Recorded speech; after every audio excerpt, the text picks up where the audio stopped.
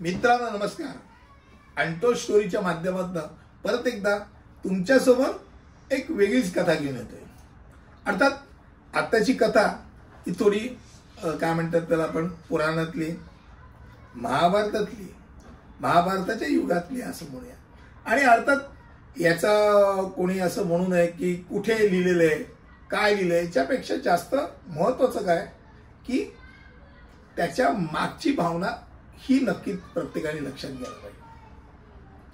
चित्रगुप्त आणि कर्ण या दोन कॅरेक्टर्स, चित्रगुप्त हे शेवटी एक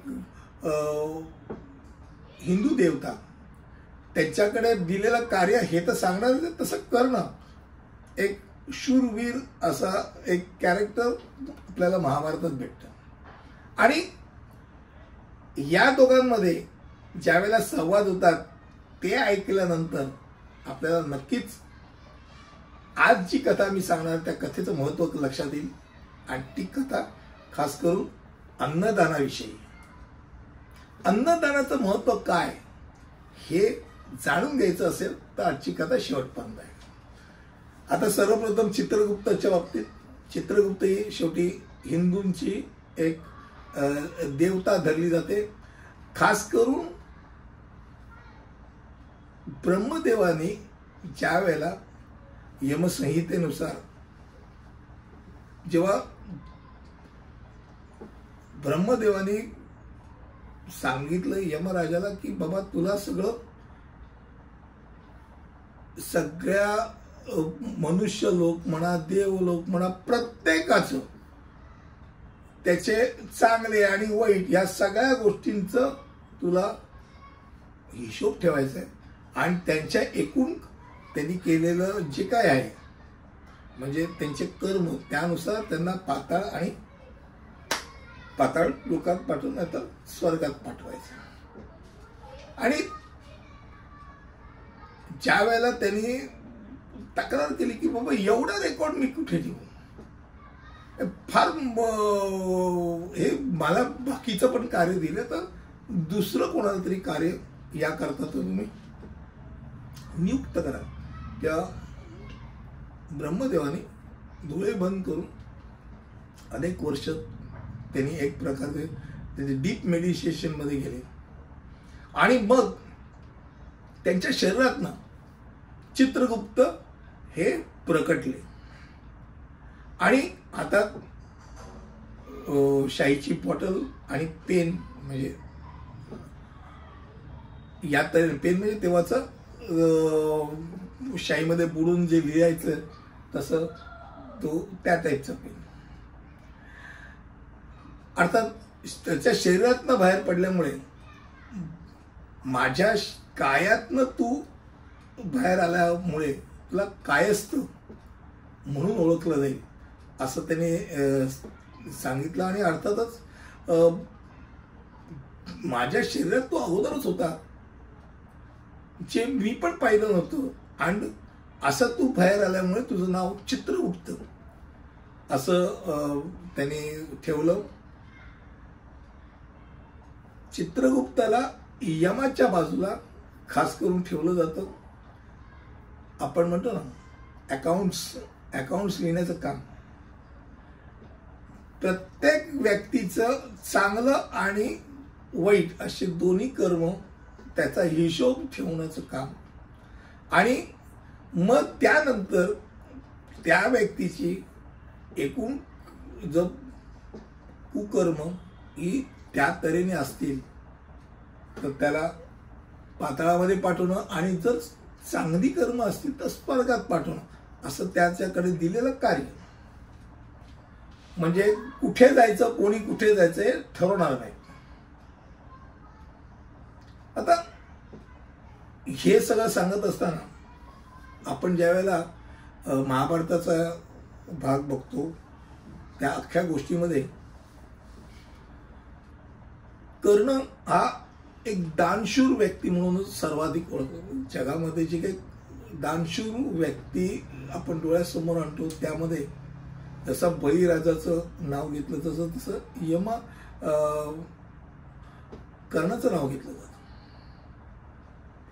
आणि ज्याने आपलं कवच कुंडल काढून दिलं इतपन, म्हणजे अंगावरचं रक्त येईन इतपत फक्त दान मागितलं म्हणून दिलं. आणि या दानातनं आपल्याला मृत्यू होण्याची शक्यता आहे जाणीव असताना सुद्धा दान मागितलं म्हणून जे दिलं. त्यामुळे दान वीर म्हणून त्याला ओळखलं जातं. कर्ण आल्यानंतर चित्रगुप्ताने त्याचं सगळं आपलं हिशोब, पुण्य आणि पाप सगळं बघत असताना पुण्याच्या साईडला काहीच लिहिलं ना. तुझं काय पुण्यामध्ये काहीच दिसत नाही, पापाच्या साईडला बऱ्याच गोष्टी दिसतात. कर्णाला आश्चर्य वाटलं. नीट बघा, अहो मला तर सगळेजण धर्मवीर म्हणजे सर्वाधिक कोणी काही मागितलं देणार असं आम्ही म्हणून ओळखला जातो. माझ्या करता पुण्य नाही नाही, कारण तुझ्या या सगळ्या गोष्टी तू दिल्या, दानवीर झालास, पण तू कधी अन्नदान केलेलं नाही. आणि अन्नदान न केल्यामुळे जे अन्नदान केलं जातं ते पितरांमार्फत वर जातं. पितरांना अन्नदान करा, गाईला अन्नदान करा, गरिबांना अन्नदान करा. कोणाला अन्नदान केलं नाही, त्यामुळे बाकीचे जे तुझे पुण्य कार्य आहे ते पुण्य कार्य ही रेकॉर्डलाच घेतली गेलेली नाही. तुझं तेही केलं असतं तर हे सगळी रेकॉर्ड झाली असते. आणि असं ऐकल्यानंतर कर्णाला लक्षात आलं की अन्नदान आपण करायला आपण केलंच केलं नाही आपल्याकडे, बाकीच्या सगळ्या गोष्टी केल्या गेल्या. असो, अन्नदान हे श्रेष्ठ दान आहे, हे 100%. ज्याच्या वेळेला शक्य होईल त्या वेळेला अन्नदान करा, पात्र अन्नदान करा. क्रमांक 2, अन्नदान करताना भावना ही ठेवा की समोरच्या व्यक्तीमुळे तुम्हाला अन्नदान करायला मिळते एक संधी. देवाच्या दयेने तुमच्या समोर याचक आहे म्हणून तुम्हाला दान करायला मिळाली आहे ती संधी. जर मनामध्ये ही भावना असेल तर मी काहीतरी देतोय, तर तुम्ही काहीच तयार केलेलं नाही आणि तुम्ही काही देत नाही. डोक्यात राहू दे. तुम्ही देताय हे देवाचं रूप बनून तुम्ही त्या समोरच्याला देताय, याच भावनेने द्या.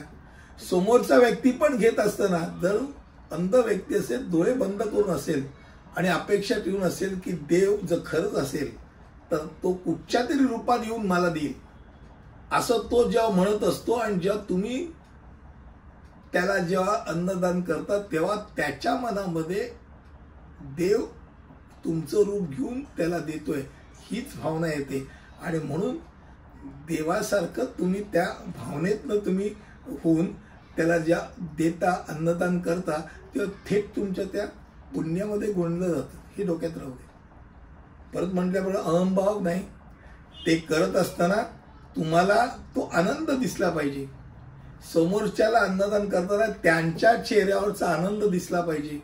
आणि हे आपण कोणाचं तरी जसं म्हणतो ना मेसेंजर आहे किंवा आम्ही त्याचे सेवक आहोत, त्यांनी आम्हाला संधी, आम्ही ह्या गोष्टी करायला दिला, आम्हाला 2 गोष्टी जास्त दिल्यामुळे आम्ही तुम्हाला देऊ शकलो, हीच भावना असावी.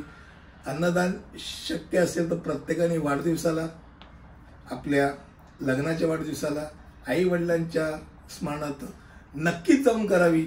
वेगवेगळ्या ठिकाणी करावी. याचकांची संख्या नाही आहे तशातला भाग नाही. पूर्वी विद्यार्थी यायचे, मला आठवतं, विद्यार्थी यायचे आणि भिक्षांदेही म्हणायचे.